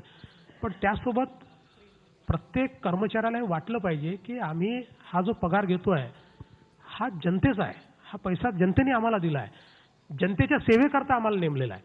त्यामुळे जनतेच्या सेवेकरता आम्ही आहोत हा भाव जर कर्मचाऱ्यांनी ठेवला, म्हणजे मला एका गोष्टीचं अभिनंदन करावं लागेल की मंत्रालयातल्या आमच्या काही संघटनांनी एक कार्यक्रम घेतला मागच्या वर्षी आणि बरेच दिवस तो कार्यक्रम चालवला आणि वेगवेगळ्या लोकांना त्यांनी त्या कार्यक्रमात आणलं आणि वेगवेगळे स्पीकर्स आणले आणि कार्यक्रमाचं नाव होतं पगारात भागवा. पगारात भागवा असा कार्यक्रम त्यांनी घेतला. मला असं वाटतं की हा भाव असला पाहिजे, पगारात भागवा. आणि आपल्याकडे येणारी माणसं हा जोपर्यंत भाव येत नाही की नाही, आपला पगार यांच्या भरोशावर आहे, हे मालक आहेत, यांनी जर उद्या टॅक्स देणं बंद केलं तर पगार नाही मिळू शकत. ही जेव्हा वागण्याचा भाव जर हा असला की आम्ही मालक आहोत आणि हे आलेले असेच आहेत, यांना काय यांची काय हे आहे ऐपत आहे, हा भाव सोडून दिला पाहिजे. आणि मला वाटतं की 7व्या वेतन आयोगासोबत जर ही अकाउंटेबिलिटी, ओनरशिप ही जर स्वीकारली तर त्याला अर्थ आहे. सर नमस्कार, माझं नाव संदीप देशपांडे, मी मुंबई महानगरपालिकेचा नगरसेवक आहे. माझा प्रश्न असा आहे की रस्त्याच्या धोरणांमध्ये आम्ही वारंवार प्रशासनाला हे सांगतोय की डक्टिंग पॉलिसी आणणं गरजेचं आहे, कारण आज सगळ्या आंतरराष्ट्रीय शहरामध्ये ती पॉलिसी आहे, पण समूह प्रशासन त्याला ऐकत नाहीये. आणि दुसरी गोष्ट की इंटरनॅशनल म्हणजे मल्टीनॅशनल ज्या कंपन्या आहेत त्या जर रस्त्याच्या कामामध्ये आल्या तर रस्त्याचा दर्जा सुधारेल. ह्या 2 मागण्यांसाठी आम्ही वारंवार आयुक्तांकडे पाठपुरावा करतोय, तर आपण त्यांना काही त्याच्या संदर्भातले सकारात्मक निर्देश द्याल का? आणि दुसरी महत्त्वाची गोष्ट, तर शहरामध्ये बऱ्याच ठिकाणी ज्या SRA चे प्रकल्प आहेत त्याच्यात जो बिल्डअप बरीचशी रिझर्वेशन्स आणि बऱ्याचशा गोष्टी आहेत त्याच्यामुळे डेव्हलपमेंट होत नाहीयेत. आणि काही ठिकाणी शहरामध्ये ज्या बिल्डिंग्स आहेत त्याचे बिल्डर्स पळून गेलेले आहेत आणि टेनंट आज वाऱ्यावर आहेत. तर ह्या संदर्भातल्या गृहनिर्माण पॉलिसीमध्ये काही आपण त्यांना दिलासा द्याल का? रस्त्यांच्या संदर्भात आपण जे सांगितलं, माझी आयुक्तांची चर्चा झाली आणि ही गोष्ट खरी आहे की मोठ्या प्रमाणात रिस्ट्रिक्टिव्ह बिडिंग झालेलं आहे. आणि आज जे काही आपल्याला दिसतं आहे की 80% 90% खालच्या लेअरचं कामच झालेलं नाही, तो पैसा सगळा सायफर झालेला आहे. याचं कारण असं आहे की ज्यावेळेस तुम्ही रिस्ट्रिक्टिव्ह बिडिंग करता त्यावेळी ज्या कंपन्या येणार आहेत त्यांना हे माहिती असतं की आपल्यालाच मिळणार आहे. आणि शेवटी रिस्ट्रिक्टिव्ह बिडिंगच्या माध्यमातून काही ना काही तर त्या ठिकाणी गोष्टी झाल्याशिवाय अशा प्रकारचं बिडिंग होत नाही. आणि म्हणून मी आयुक्तांना सूचना दिलेल्या आहेत की हे रिस्ट्रिक्टिव्ह बिडिंग संपवून टाकलं पाहिजे. आणि म्हणजे मला कधी कधी आश्चर्य वाटतं की लोकल कंपन्या क्वालिफाय होतात आणि L&T क्वालिफाय होऊ शकत नाही, ज्या कंपनीने जगातली सगळ्यात चांगली कामं केलेली आहेत. असं ज्यावेळेस आपण करतो त्यावेळेस मला असं वाटतं की अशा प्रकारचे हे घोटाळे या ठिकाणी घडतात. आणि म्हणून त्या संदर्भात मी निश्चित सांगितलेलं आहे. डक्टिंगच्या संदर्भात मला असं वाटतं की पॉलिसी आता तयार केलेली आहे आणि ती लागू झालीच पाहिजे. ती सगळ्या शहरांना आम्ही सांगतोय की डक्टिंगची पॉलिसी ही केलीच पाहिजे, कारण डक्ट जे आहेत हे केवळ सर्व्हिस प्रोव्हायडरच्या फायद्याचे नाहीत, ते आपल्याला रेव्हेन्यू देणारे आहेत. 4 वेळा प्रत्येकाने त्या ठिकाणी रस्ते खोदायचे, त्याऐवजी डक्टची मालकी जर आपण घेतली आणि राईट ऑफ वे म्हणून ती विकली तर आपल्याला त्याचा खर्चही मिळतो आणि त्यातनं उत्पन्नही मिळतं. तर त्या दृष्टीने निश्चितपणे कारवाई चाललेली आहे. आणि हे जे घरातनं बाहेर काढलेले टेनंट्स आहेत आपण कायद्यातच बदल करतोय आणि कायद्यात बदल करून त्यांना अधिकार देतोय. एक बदल आपण केला आहे, दुसरा बदल आपण करतोय. आणि समजा जर त्यांना ते जर बांधून दिलं नाही तर त्यांना अधिकार मिळणार आहे आणि तेच त्या ठिकाणी ते बांधू शकणार आहेत. तर त्या संदर्भातली कायद्यातली तरतूद आम्ही आता करतोय. सर, तुम्ही खूप प्रोग्रेसिव्ह विचारांचे आहात. महिलांच्या मंदिर प्रवेशावरती पण तुम्ही खूप ठाम भूमिका घेतली होती. पण परवा तुम्ही नाणीजला गेला होतात तर ते फक्त नरेंद्र या नामसाधर्म्यामुळे गफलतीनं गेला होता तुम्ही की? आणि दुसरा प्रश्न असा आहे सर की मध्ये खूप पक्षप्रवेश झाले, त्याच्यामध्ये पुण्यात आणि नाशकातल्या काही कुख्यात लोकांना पण पक्षप्रवेश देण्यात आले, तर ते पण गफलतीनंच झाले होते का? पहिला जो नाणीजचा विषय आपण सांगितला, बिलकुल गफलतीने गेलो नाही, पूर्ण विचारांती गेलो. कारण त्या ठिकाणचा कार्यक्रम काय होता, 56,000 लोकांनी देहदान केलं आणि त्या 56,000 लोकांचा सत्कार त्या ठिकाणी ठेवण्यात आला होता. आज आपल्या देशामध्ये सरकारने कार्यक्रम घेतला तरी 8,000 लोक देखील देहदान करत नाही. आज आमच्याकडे मेडिकल कॉलेजेसमध्ये अवयव नाहीत, डॉक्टर तयार करण्याकरता अडचणी आहेत. आणि त्यासोबत अवयवदान नसल्यामुळे, म्हणजे कालची तुम्हाला घटना सांगतो की नांदेडमध्ये एकाने देहदान केल्याबरोबर नांदेडच्या कलेक्टरांनी त्यांनी सगळ्यांनी व्यवस्था केली. त्यांचं हार्ट मुंबईला पाठवलं, लिव्हर पुण्याला पाठवलं, त्यांचं म्हणजे 6 पार्ट्स त्यांचे वेगवेगळ्या ठिकाणी पाठवले आणि 6 वेगवेगळ्या रुग्णांना ते पार्ट्स दिल्यामुळे ते 6 रुग्ण जगले. आज विचार करा, 56,000 लोक हे देहदान करतायत आणि त्यामुळे त्यांचा सत्कार करण्याकरता त्या ठिकाणी गेलो होतो. आणि माझं जर तिथलं पूर्ण भाषण, म्हणजे माझी माध्यमांना विनंती आहे की भाषणातला एखादा पार्ट जर काढून आपण केवळ तेवढा पार्ट वाजवला तर त्याच्यावर आपण 4 दिवस चर्चा करू शकता. पण मी जे भाषण केलेलं आहे ते पूर्ण भाषण जर कोणी त्या ठिकाणी ऐकलं तर त्यातलं एकही वाक्य हे ऑब्जेक्शनेबल नाही आहे.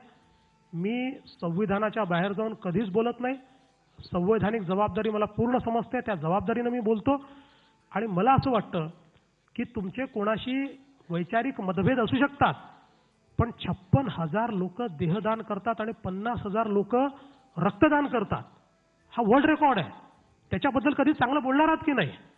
मला असं वाटतं की हे जे काही चष्मे लागलेले आहेत, म्हणजे मला तुलना करायची नाही, पण जे भाषण मी इथे केलं तेच भाषण मी मदर टेरेसा यांच्या जन्मदिनी गेलो होतो, तिथे केलं होतं.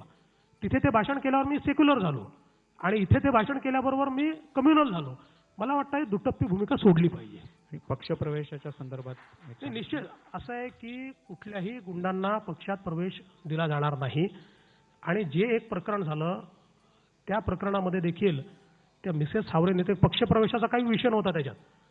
मिसेस हावरे यांनी मला एक वेळ मागितली. त्यांनी सांगितलं की एक आम्ही महिलांकरता प्रतिसाद ॲप तयार केलेली आहे आणि आम्हाला ही ॲप तुम्हाला दाखवायची आहे, तुमच्या हस्ते याचं उद्घाटन करायचं आहे आणि आम्हाला अण्णा हजारेंनी त्याला वेळ दिलेली आहे. म्हणून मी त्यांना वेळ दिली. त्यांच्यासोबत 2 जण आले होते. मी ओळखतही नव्हतो हा व्यक्ती कोण आहे. त्यांनी मला ते पत्र दिलं. ते पत्र दिल्यानंतर त्यांनी माझ्याकडनं वेळ घेतली, कन्फर्मेशन घेतलं आणि जाताना त्यांनी मला सांगितलं की आम्हाला तुमच्यासोबत फोटो काढू का. सगळेच माझ्याकडे येतात ते फोटो काढतातच. त्यामुळे त्यांनी फोटो काढला. तो फोटो ज्यावेळेस तुम्ही चालवणं सगळ्यांनी चालू केलं त्यावेळेस माझ्या लक्षात आलं की आपण कोणासोबत फोटो काढलाय. आणि साधारणपणे लोक म्हणतात हे तुम्ही प्रत्येक व्यक्तीचं स्कॅनिंग करा वगैरे. हे अलीकडच्या काळात शक्य नाही. तुमच्याकडे येणारी जी मंडळी असते त्या मंडळीमध्ये जो येणार आहे तो कशा करता येतो हे बघितलं जातं, त्याचं बॅकग्राऊंड काय आहे हे बघितलं जातं आणि त्याच्या आधारावर एंट्री दिली जाते. पण मग सर पप्पू पवार किंवा बबन शिंदे आणि ही जी 2-3 नावं आहेत नाशिक आणि पुण्यातली की ज्यांचेही नाशिकमध्ये कोणाचा प्रवेश झाला हे मला माहिती नाही. पुण्यातल्या काही लोकांचा प्रवेश माझ्यासमोर झाला. त्यांची पूर्ण माहिती मी नंतर तुम्ही सांगितल्यावर घेतली. त्यांच्यावर आज गुन्हे नाहीत. असले तर निश्चितपणे कारवाई करू आणि काढून टाकू. नमस्कार सर, मी कोमल बेदरकर खडीतून आली आहे. शहापूर तालुक्यामध्ये 3 डॅम आहेत. त्या डॅमचं पाणी मुंबईला पुरवठा करतं, पण खर्डीमध्ये विशेषतः शहापूर तालुक्यातील खर्डी या गावामध्ये पाण्यासाठी पावसाळ्यामध्ये सुद्धा वनवन फिरावं लागतं. यासाठी काय योजना असेल? अगदी खरी गोष्ट आपण सांगितली. परवा म्हणूनच मी महापालिकेच्या ज्यावेळेस वैतरणाच्या कार्यक्रमाला गेलो होतो त्या ठिकाणी मी सांगितलं की हे पाणी जर आपण मुंबईला देतोय तर किमान एक योजना तयार करून तिथल्या गावांनाही पाणी मिळालं पाहिजे असा प्रयत्न आपण केला पाहिजे. त्याच्या सूचना मी दिलेल्या आहेत. एक शेवटचा प्रश्न की तुमच्यावर विरोधकांनी खूप मोठ्या प्रमाणात टीका केली, मित्रपक्षांनीही केली की तुमचा कामाचा व्याप इतका प्रचंड आहे की गृहमंत्रीपद हे जे आहे ते अडचणीचं ठरतं, पूर्ण वेळ गृहमंत्री असायला हवा. तुम्हाला असं वाटतं त्या दृष्टीने काही विचार करताय? गृहमंत्र्याचं मूल्यमापन कसं करता येईल? आता आपण घटना घडल्याने किंवा गुन्हा घडल्याने त्याचं मूल्यमापन करणार असू तर असा एक गृहमंत्री मला दाखवा की ज्याच्या काळात घटना घडलेल्या नाहीत. उलट जेव्हा स्वतंत्र गृहमंत्री होते त्या काळात 26/11 सारख्या घटना घडल्या. त्याच्याकरता त्यांना दोष नाही देत मी. प्रत्येकाच्या गृहमंत्र्याच्या कार्यकाळामध्ये या घटना घडल्या आहेत. मुळामध्ये गृहमंत्र्याचं काम काय आहे? ते काम हे आहे की लॉ अँड ऑर्डरची सिच्युएशन आपण कशी ठेवतो, रिस्पॉन्स आपला काय आहे.